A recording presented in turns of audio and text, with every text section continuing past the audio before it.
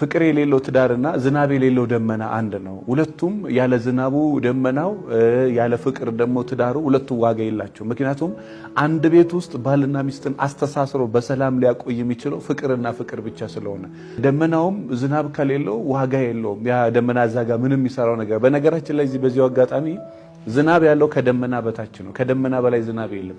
የሚዘንበው ከደመና በታች ነውና ትዳሩም ሴቭ ሆኖ መኖር የሚችለው ከፍቅሩ በታይ ፍቅሩ ካለ ብቻ ነው።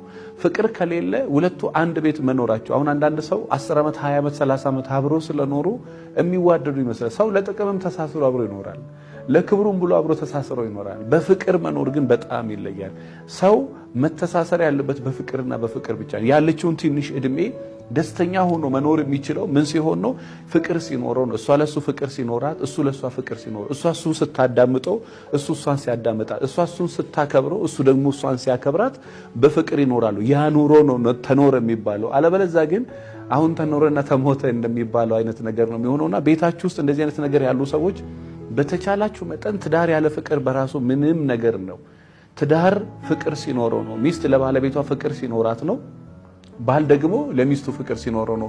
ይሄ እንዴት ሊጠፋ ይችላል? እንግዲህ ቀስ በቀስ ከምንጭ የሚወርዱ ነገሮች የመጡ ጎርፍ እንደሚሆነው ሁሉ ሚስት ቃል አጣል ስታረግ ባለቤቷ ውስጥ ያለው ልብ እየሰበረች ባለቤቷ ውስጥ ያለውን ፍቅር እየሰበረች ባለቤቷን ባዶ ታረጋለች። ባልም የሚስትን አይምሮ በነገር ሲነካ የሚያደርጋቸው ነገሮች ልቧ ውስጥ ያለውን ፍቅር እያጠፋ ይላል።